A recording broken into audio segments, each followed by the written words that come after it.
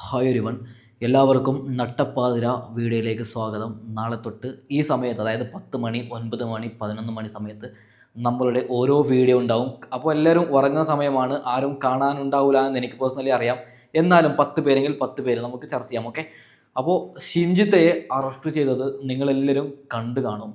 കുറേ പേര് ആ സമയത്ത് കമൻ്റ് ഇട്ട് പറഞ്ഞത്, അത് ഷിംജിത്തയാണോ, എന്തുകൊണ്ടാണ് ഫേസ് കാണിക്കാത്തത്, പിണറായി വിജയനും പോലീസും ജനങ്ങളെ കണ്ണിൽ പൊടിയിടാൻ വേണ്ടിയിട്ട് വേറൊരു സ്ത്രീയെ അറസ്റ്റ് ചെയ്തത് എന്നാണ് ചിലർ പറയുന്നത്.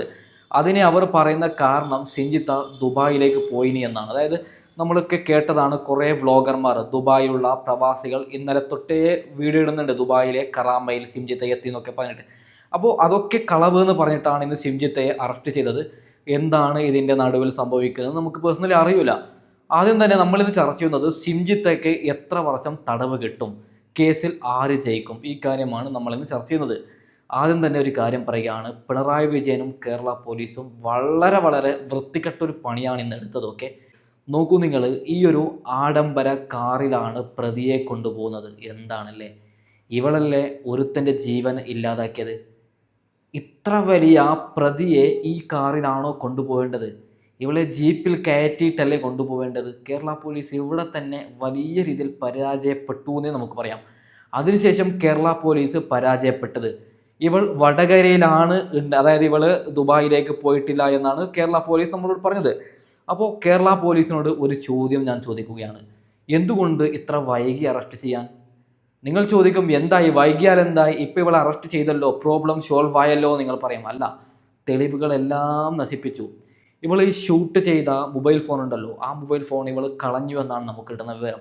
അതായത് അതിനെ കഷ്ണം കഷ്ണമാക്കി എവിടേക്കോ ചാടി എന്നാണ്. ആ മൊബൈൽ ഫോണ് പോലീസിന് കിട്ടാത്ത അത്രയും കാലം ഇവളെ നമുക്ക് ശിക്ഷിക്കാൻ ഒരിക്കലും സാധിക്കില്ല. കാരണം തെളിവുള്ളത് ആ മൊബൈൽ ഫോണിലാണ്. ദീപകിനെ, അതായത് ദീപകിൻ്റെ ആ ഒരു വീഡിയോ ഏകദേശം 20-22 മിനിറ്റോ ഉള്ളൊരു വീഡിയോ ആണ്. ഇവള് ബസ്സിൽ കയറിയ സമയത്ത് തന്നെ ഷൂട്ട് ചെയ്ത ഒരു വീഡിയോ ആണ്. 20 മിനിറ്റിൻ്റെ വീഡിയോ എഡിറ്റ് ചെയ്ത് അതിനെ 30 സെക്കൻഡ്, 45 സെക്കൻഡ് ആക്കിയതാണ്. നിങ്ങൾ നോക്കൂ, ഞാനൊരു വീഡിയോ ഷൂട്ട് ചെയ്യുന്നു, 20 മിനിറ്റിൻ്റെ ഒരു വീഡിയോ ഷൂട്ട് ചെയ്യുമ്പോൾ അതിൻ്റെ മുക്കും മൂലയും എല്ലാം എടുത്തൊരു 45 സെക്കൻഡ് ആക്കി കഴിഞ്ഞാൽ എന്താകും അവസ്ഥ? അതുതന്നെയാണ് ദീപകിൻ്റെ കേസിനും ഇവിടെ സംഭവിച്ചത്. അപ്പോൾ നമ്മുടെ കോടതി ഈ മൊബൈൽ ഫോൺ ചോദിക്കും, അതായത് ഇതിൻ്റെ ഫുള്ളായിട്ടുള്ള വീഡിയോ എവിടെയെന്ന് നമ്മുടെ പോലീസ് ഉദ്യോഗസ്ഥരോട് ചോദിക്കും. അപ്പോൾ പോലീസ് ഉദ്യോഗസ്ഥർക്ക് ഉത്തരം മുട്ടും. നോക്കൂ നിങ്ങൾ, ഇവിടെ നിൽക്കുന്നത്, അതായത് ഒരു സൈഡിൽ പെൺകുട്ടിയാണുള്ളത്, ഒരു പെണ്ണാണ് പ്രതിയാണെങ്കിൽ കോടതിയും നിയമവും ഒക്കെ പെണ്ണിൻ്റെ കൂടിയാണുള്ളത്. ഓക്കെ, അതേ സമയത്ത് ഇവിടെ തെളിവും, മുഖ്യധാര തെളിവും ഇവിടെ ഇല്ല എങ്കിൽ എന്താവും അവസ്ഥ? അപ്പോൾ കേസിൽ ആര് ജയിക്കുമെന്ന് നിങ്ങൾ ചോദിച്ചു കഴിഞ്ഞാൽ, എനിക്ക് പേഴ്സണലി ദീപകിൻ്റെ ഫാമിലിക്ക് നീതി കിട്ടണം. ഇപ്പം ഞാൻ മുംബൈയാണുള്ളത്, ഞാൻ നാട്ടിലേക്ക് പോയി കഴിഞ്ഞാൽ ദീപകിൻ്റെ ഫാമിലിക്ക് നമ്മൾ പോയി കാണുന്നുണ്ട്, നമ്മളിൽ പറ്റുന്ന സഹായം ഞങ്ങൾ ചെയ്യുന്നുണ്ട്. അതിൻ്റെ ഒരു എന്തെങ്കിലും ഷോർട്ടോ വീഡിയോ എന്തെങ്കിലും ഞാൻ യൂട്യൂബിൽ കൊണ്ടുവരാം. കാരണം അത് വെക്കുന്നത് അത് കണ്ടിട്ട് വേറെ ആരെങ്കിലും സഹായിക്കാൻ വേണ്ടിയാണ്. അപ്പോൾ നമ്മളുള്ളത്, ഞാൻ പേഴ്സണലി ഉള്ളത് ദീപകിനൊപ്പമാണ്, ദീപകിന് നീതി കിട്ടണമെന്നാണ് ഞാൻ പറയുന്നത്. പക്ഷേ ഇവിടെ നിയമം അങ്ങനെയല്ല. ഇവൾ ഉറപ്പായിട്ട്, ഞാൻ പറയുകയാണ്, 14 ദിവസത്തേക്കാണ് ഇവളെ റിമാൻഡ് ചെയ്തത്. ഇവൾ ഉറപ്പായിട്ടും പുറത്തിറങ്ങും, യാതൊരു സംശയവും വേണ്ട. ഉറപ്പായിട്ട് ഇവൾക്കൊരു മണ്ണാങ്കട്ട, 1 വർഷം പോയിട്ട് 1 മാസം പോലും ഇവൾ ജയിലിൽ കിടക്കൂല എന്നാണ് എഴുതി വെച്ചോളൂ നിങ്ങൾ. കാരണം നമ്മുടെ നിയമം അങ്ങനെയാണ്. കോടതിക്ക് മുമ്പിൽ പോലീസിന് കൊടുക്കാൻ തെളിവ് പോയിട്ട് ഒരു മണ്ണാങ്കട്ടയും ഇല്ല. ഒന്നാമത്തെ കാരണം അതാണ്. അതായത് മൊബൈൽ ഫോണില്ല, മൊബൈൽ ഫോണിൽ ഷൂട്ട് ചെയ്ത വീഡിയോ ഇല്ല. രണ്ടാമത് ഇവിടെ പെണ്ണാണ്. അങ്ങനെ പറഞ്ഞ് എന്തായാലും കേസിൽ നിന്ന് ഇവൾ ഊരാനാണ് സാധ്യത. പിന്നെ നമ്മുടെ അഭിഭാഷകർ നല്ല രീതിക്ക് കേസ് വാദിച്ചു കഴിഞ്ഞാൽ ഒരു പക്ഷേ കേസ് ജയിക്കാൻ സാധ്യതയുണ്ട്. അത് എനിക്ക് തോന്നുന്നില്ല. അതായത് ദീപകിൻ്റെ ഫാമിലി കുറച്ച് സമയം കേസുമായി മുന്നോട്ട് പോകാൻ കുറേ പൈസ ഒക്കെ വേണ്ടേ കേസിന്, വക്കീലന്മാരെ ഫീസ്. വക്കീലന്മാരെന്ന് പറയുമ്പോൾ 500-1000 ഒന്നും കൊടുത്താൽ മതിയാവുന്നില്ല, ലക്ഷക്കണക്കിനാണിത്. ഹൈക്കോടതി, സുപ്രീം കോടതി വരുന്ന കേസാണ്. ഓക്കെ, നോർമലായിട്ടുള്ള കേസല്ല, വലിയ കേസാണ്. അപ്പോൾ ഈ കേസിൽ ജയിക്കണമെങ്കിൽ നല്ല പൈസ വേണം നമ്മുടെ കയ്യിൽ. അപ്പോൾ എനിക്ക് തോന്നുന്നില്ല, അതായത് ഒന്നാമത് ദീപകിൻ്റെ ഒരു അച്ഛനമ്മമാർ മാത്രമാണ്, അയാൾക്ക് ചേട്ടനോ അനിയനോ അങ്ങനെ ആരുമില്ല. കേസിൻ്റെ പിന്നിൽ നടക്കാൻ ആളില്ല. തെളിവാണെങ്കിൽ പ്രതി എന്ന് പറയുന്ന വൃത്തികെട്ടവളെല്ലാം നശിപ്പിച്ചു കഴിഞ്ഞാൽ അതുകൊണ്ട് കേസാവില്ല. അവളുടെ മാനവും മര്യാദ പോയി അതിലൊക്കെ നമ്മൾ സോഷ്യൽ മീഡിയയിൽ ഞങ്ങളെപ്പോലുള്ള യൂട്യൂബേഴ്സും കുറേ വ്ളോഗർമാരൊക്കെ കൂടിയിട്ട് ആ കാര്യത്തിൽ നമ്മൾ വിജയിച്ചു എന്നേ പറയാം. അവൾക്കിനി സമൂഹത്തിൽ നല്ല രീതിയിൽ ജീവിക്കാൻ പറ്റില്ല. അവളൊരു മെമ്പറാണെന്നാണ് നമുക്ക് കേൾക്കുന്നത്. അതായത് പാർട്ടിയിൽ നിന്ന് ഒരു മുസ്ലിം ലീഗുകാരിയാണ്, ഓക്കെ, കോൺഗ്രസ്സുകാരിയാണ്. ആ പാർട്ടിയിൽ നിന്ന് എത്രയും പെട്ടെന്ന് പുറത്താക്കുമെന്നാണ് അവിടെ നിന്ന് കിട്ടുന്ന വിവരം. ഓക്കെ, അത് ശരി തന്നെയാണ്. ഓക്കെ, അപ്പോൾ അവള് ദീപകിനെ കൊന്നിട്ട് സുഖമായിട്ടൊന്നും ജീവിക്കൂല. ജയിൽ ശിക്ഷ കിട്ടുമോ എന്ന് ചോദിച്ചു കഴിഞ്ഞാൽ ഉറപ്പായിട്ടും നിലവിലെ നിയമം അനുസരിച്ച് കിട്ടൂല എന്നാണ് ഞാൻ പേഴ്സണലി പറയുന്നത്. നേരെ മറിച്ച് ഒരു പെണ്ണാണ് ആത്മഹത്യ ചെയ്തത്, ഒരാണാണ്. ഇപ്പോൾ ഞാനൊരു എക്സാമ്പിൾ പറയുകയാണ്, ഒരു പെണ്ണിനെ ജാക്കി വെച്ചു, അത് വേറെ ആരെങ്കിലും അതിനെ വീഡിയോ ചെയ്ത് പബ്ലിഷ് ചെയ്തു, ആ പെണ്ണിൻ്റെ മാനം മര്യാദ പോയിട്ട് ആ പെണ്ണ് ആത്മഹത്യ ചെയ്തിട്ട് ആണാണ് ഇവിടെ പ്രതിയാണെങ്കിൽ അവന് തൂക്കുകയറ് 100% കിട്ടിയാനെ, അത് ഉറപ്പാണ്. അത് നമ്മൾ നിയമം അങ്ങനെയാണ്. ഞാൻ നിയമത്തോട് പറയുന്നത്, നിയമത്തെയും കോടതിയും റെസ്പെക്റ്റ് കൊടുത്ത് തന്നെ ഒരു കാര്യം പറയുകയാണ്. ഇവിടെ ആണെന്നോ പെണ്ണെന്നോ അങ്ങനെയൊന്നും നമ്മൾ ഈ ഒരു കാര്യത്തിൽ നോക്കാൻ പാടില്ല. തെറ്റ് ചെയ്തവർ ശിക്ഷിക്കുക തന്നെ ചെയ്യണം. കാരണം നാളെ ഒരു ശിഞ്ചിത്ത് വരാൻ പാടില്ല, നാളെ മറ്റൊരു ദീപക് ഇനി വരാൻ പാടില്ല. അതുകൊണ്ടാണ് ഇങ്ങനെ ഞാൻ പറഞ്ഞത്. ശരിയല്ലേ? നിങ്ങൾ തന്നെ പറയൂ. അതായത് ഇല്ലെങ്കിൽ ഇപ്പോൾ നമുക്ക് നാളെ ബസ്സിൽ യാത്ര ചെയ്യണ്ടേ? ഇപ്പോൾ എത്ര കാലം നമുക്ക് ബൈക്കിൽ പോവാം, എത്ര കാലം കാറിൽ പോവാം. നമുക്കൊരാഗ്രഹം ഉണ്ടാവില്ലേ 10 രൂപ 15 രൂപ കൊടുത്തിട്ട് ബസ്സിൽ യാത്ര ചെയ്യണമെന്ന്? എന്ത് ചെയ്യും? ഇത് നിങ്ങൾ വിചാരിക്കും ഒരാൾ ആത്മഹത്യ ചെയ്തത് കൊണ്ട് ഇത് നിന്നു, ഇനി കേരളത്തിൽ ഇങ്ങനെ ഒരു സംഭവം നടക്കൂല എന്ന് നിങ്ങൾ വിചാരിക്കും. ഇല്ല മക്കളെ, എഴുതി വെച്ചോളൂ, ഉറപ്പായിട്ടും ഇനിയും വരും, ഇനിയും ആത്മഹത്യകൾ വരും, ഇനിയും ഇങ്ങനെ കുറേ പെൺകുട്ടികൾ വീഡിയോ എടുക്കും. അതായത് ഇനി റിച്ച് കൂടുതൽ കിട്ടും. ഇപ്പോൾ ദീപക് ആത്മഹത്യ ചെയ്യുന്നതിന് മുമ്പ് ഒരു 1 മില്യണോ 2 മില്യണോ ആൾക്കാരാണ് കാണുന്നതെങ്കിൽ ഇപ്പോൾ നാളെ ഒരു പെണ്ണ് ഇങ്ങനെ പിടിച്ച് വീഡിയോ ഇട്ട് കഴിഞ്ഞാൽ അത് 10 മില്യണായി മാറും. കാരണം റിച്ച് കൂടി. അതുകൊണ്ട് ഇനിയും പെൺകുട്ടികൾ ഈ പെൺകുട്ടികളെന്ന് പറയാൻ പറ്റൂല, അവറ്റകളെ വിഷയങ്ങൾ ഇനിയും ഇത് തുടരുക തന്നെ ചെയ്യും. അതിൽ യാതൊരു തർക്കവുമില്ല. ഓക്കെ, അപ്പോൾ നമുക്ക് കിട്ടുന്ന വിവരം അനുസരിച്ച് ഇപ്പോൾ ദീപകിൻ്റെ ഈ കേസ് വാദിക്കുന്നത് ഈ ഒരു വക്കീലാണെന്നാണ് കേൾക്കുന്നത്. നല്ല വക്കീലാണ്, സുപ്രീം കോടതിയിലൊക്കെ നല്ല അത്യാവശ്യം നല്ല മിടുക്കനായിട്ടുള്ള ഒരു സ്ത്രീയാണ് ഈ വക്കീൽ. അവർ കേസ് വാദിച്ച് വിജയിക്കുമെന്നാണ് അവർ പറയുന്നത്. എനിക്ക് തോന്നുന്നില്ല മക്കളെ. അതായത് പെണ്ണാണ് എതിരുള്ളത്, വിജയിക്കണേ എന്നാണ് ഞാൻ പേഴ്സണലി ആഗ്രഹിക്കുന്നത്. ഓക്കെ, അപ്പോൾ ദീപകിൻ്റെ കാര്യം കൂടി നമ്മൾ ചർച്ച ചെയ്തിട്ട് ഈ വീഡിയോ വൈൻഡപ്പ് ചെയ്യാം. ദീപക് എങ്ങനെയാണ് അവരുടെ കുടുംബക്കാരും ദീപകിൻ്റെ അയൽവാസികളും പറഞ്ഞത് കേട്ടിട്ട് ഞാൻ അവർ പറയുന്ന ഭാഗം ഞാൻ സൈഡിൽ വെക്കുന്നില്ല, അതിൻ്റെ കഴിഞ്ഞ വീഡിയോയിൽ ഞാൻ വെച്ചതാണ്. അപ്പോൾ അതിനെക്കുറിച്ച് ഞാൻ പറയാം. ദീപക് ഡിവോഴ്സാണ്. ഓക്കെ, അദ്ദേഹം വിവാഹം കഴിഞ്ഞ ഒരാളാണ്. വിവാഹം കഴിഞ്ഞിട്ട് കുറേ സമയമൊന്നും ഇല്ലായിരുന്നു എന്നാണ് നമുക്ക് കിട്ടുന്ന വിവരം. അതായത് അദ്ദേഹം ഒരു ഡിവോഴ്സാണ്. അദ്ദേഹവും ഒരു വീട്ടിലൊരു അച്ഛനും അമ്മയും മാത്രമാണ് നിലവിലുള്ളത്. അച്ഛനമ്മമാർക്ക് വേണ്ടിയിട്ട് ജീവിക്കുന്ന ഒരാളായിരുന്നു ഈ നമ്മുടെ ദീപക്. ഓക്കെ, അപ്പോൾ ദീപക് അദ്ദേഹത്തിൻ്റെ ഓൺലൈൻ എന്തോ ഡ്രസ്സിൻ്റെ കച്ചവടം അങ്ങനെ എന്തോ ഒരു പണിയായിരുന്നു അദ്ദേഹത്തിന് ഉണ്ടായത്. പാവം ആ മനുഷ്യന് ഒരു കുടുംബത്തിൻ്റെ ഒരു കഞ്ഞിക്ക് വേണ്ടിയാണ് ബസ്സിൽ യാത്ര ചെയ്തത്. ഇവളെപ്പോലുള്ള വൃത്തികെട്ടവർ വന്നിട്ട് അതിനൊരു തടസ്സം നിന്നു. എന്ത് പറയാൻ, പറഞ്ഞിട്ടൊരു കാര്യവുമില്ല നമുക്ക്, അല്ലേ? എന്ത് പറയാനല്ലേ?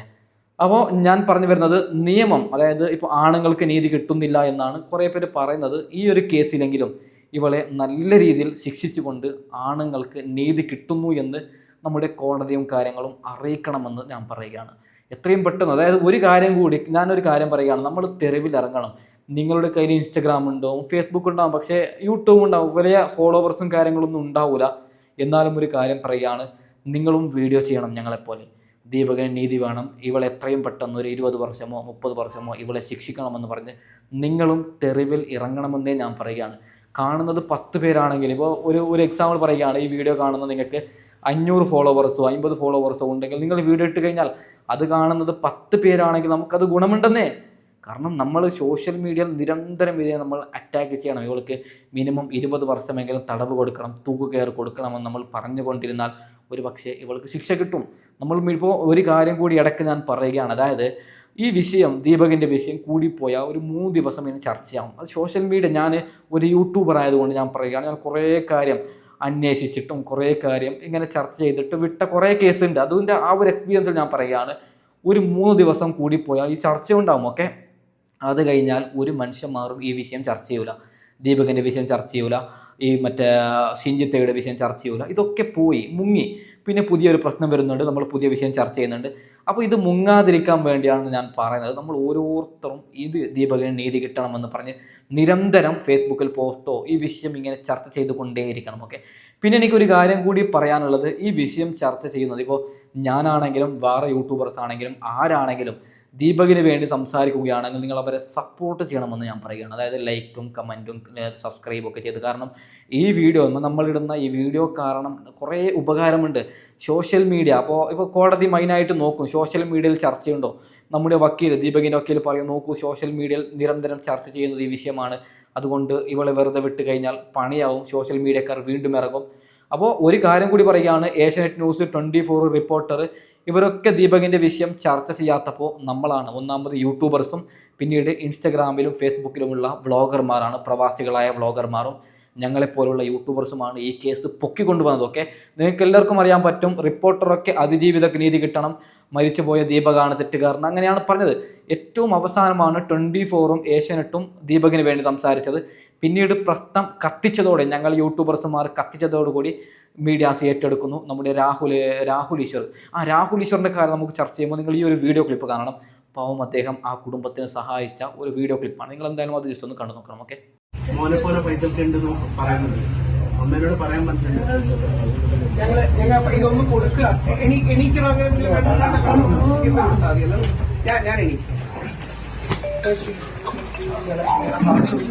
ഒരു കാര്യം കൂടി പറയുകയാണ്, രാഹുൽ ഈശ്വറിനെ വിമർശിക്കുന്നവർ ഈ വീഡിയോ കാണണം. ഇപ്പോൾ നമുക്കെതിരെ ഏതെങ്കിലും ഒരു പെണ്ണ് ഇല്ലാത്ത കേസ് കൊണ്ടുവന്നാൽ നമുക്ക് വേണ്ടി സംസാരിക്കാൻ രാഹുൽ ഈശ്വർ മാത്രമേ ഉണ്ടാവും. രാഹുൽ ഈശ്വർ എത്ര 3 ലക്ഷത്തിൻ്റെ ഒരു ഏവറേജാണ് ഇപ്പോൾ കൊടുത്തത്. ഇത് വലിയൊരു ഉപകാരമാണ്. കാരണം ദീപക് എന്ന മനുഷ്യനായിരുന്നു ആ വീടിന് ഒരു കഞ്ഞി വെക്കാനുള്ള ഒരു വകുപ്പ്, കഞ്ഞി വെക്കാനുള്ള പൈസയും കാര്യങ്ങളൊക്കെ ഉണ്ടാക്കുന്നത് ദീപക് എന്ന മനുഷ്യനായിരുന്നു. അദ്ദേഹം പോയപ്പോൾ ആ ഫാമിലി എന്ത് ചെയ്യണം? ഇപ്പോൾ നമ്മുടെ രാഹുൽ ഈശ്വർ ഈ പൈസ കൊടുത്തത് കൊണ്ട് അത് കണ്ടിട്ട് ഇനിയും ആൾക്കാർ കൊടുക്കണമെന്നേ ഞാൻ പറയുന്നു. കാരണം കൊടുക്കണം, ആ കുടുംബത്തിന് വേറെ ആരുമില്ല, തണലായിട്ട് നമ്മൾ മാത്രമാണുള്ളത്. അപ്പോൾ ഞാൻ പറഞ്ഞു വരുന്നത്, ഇനിയെങ്കിലും എൻ്റെ സ്ത്രീകളോടൊരു കാര്യം പറയുകയാണ്, ഇത്തരത്തിലുള്ള വൃത്തികേട് നിങ്ങൾ ചെയ്യാതിരിക്കൂ. വൈറലാവും. അതായത് ആരും പെട്ടെന്ന് ഈ കാണുന്ന ഇപ്പോൾ ജാസ്മിൻ ജാഫർ ആണെങ്കിലും ഒരു എക്സാമ്പിൾ പറയുകയാണ്, സോഷ്യൽ മീഡിയയിൽ കുറേ ഫോളോവേഴ്സ് ഉള്ള ജാസ്മിൻ ജാഫറിനെ പോലെയുള്ള ബിഗ് ബോസിലെ വലിയ വലിയ താരങ്ങളെ പോലെയുള്ള ആൾക്കാർ അവർ കഷ്ടപ്പെട്ടിട്ടാണ് ആ നിലയ്ക്ക് എത്തിയത്. നെഗറ്റീവ് ആവട്ടെ പോസിറ്റീവ് ആവട്ടെ, അവർ അവരുടെ അഭിപ്രായം പറഞ്ഞുകൊണ്ട് രാപ്പകൽ ഉറക്കമില്ലാതെ വീഡിയോ ചെയ്ത് എഡിറ്റ് ചെയ്ത് ആരും ഒരു സുപ്രഭാതം. ഇപ്പോൾ എൻ്റെ കാര്യം ഞാൻ പറയാം, ഞാൻ യൂട്യൂബിലും ഫേസ്ബുക്കിലുമാണ് ആക്റ്റീവ് ഉള്ളത്. ഫേസ്ബുക്കിൽ അത്യാവശ്യം 35,000 ഫോളോവേഴ്സും യൂട്യൂബിൽ 1,00,000 ഫോളോവേഴ്സും ഉണ്ട്. ഇത് നിങ്ങൾ ഞങ്ങളെ ഫോളോ ചെയ്തത് വലിയൊരു ഉപകാരം തന്നെയാണ്. ഒരു കാര്യം ഇടയ്ക്ക് പറയുകയാണ്, പക്ഷേ കുറേ ദിവസം, എത്രയോ 1.5 വർഷമായിട്ട് ഞാൻ തുടങ്ങിയതാണ് ഈ പരിപാടിയൊക്കെ. ആദ്യം ഒരു മനുഷ്യന്മാർ നമ്മളെ മൈൻഡ് ചെയ്യുന്നത്, അപ്പോൾ കഷ്ടപ്പെട്ടാണ് ഈ നിലയ്ക്ക് എത്തിയത്. അപ്പോൾ പെട്ടെന്ന് നമ്മൾ വൈറലാവണമെന്ന് പറഞ്ഞിട്ട് ഒരാളെ കൊടുത്തിട്ട്, അതായത് ഒരാളെ കൊലക്ക് നമ്മൾ വിട്ടിട്ട് വൈറലാവുന്നത് നല്ലത്, കഷ്ടപ്പെട്ടിട്ട് വൈറലാവുന്നത് എന്ന് ഞാൻ പറയുകയാണ്. അപ്പോൾ ഇവൾക്ക്, ഈ ക്രൂര സ്ത്രീക്ക് തക്കതായ ശിക്ഷ കിട്ടണമെന്ന് പറഞ്ഞുകൊണ്ട് തൽക്കാലം നട്ടപ്പാതിര വീഡിയോ ഞാൻ വൈൻഡപ്പ് ചെയ്യുകയാണ്. Okay, by.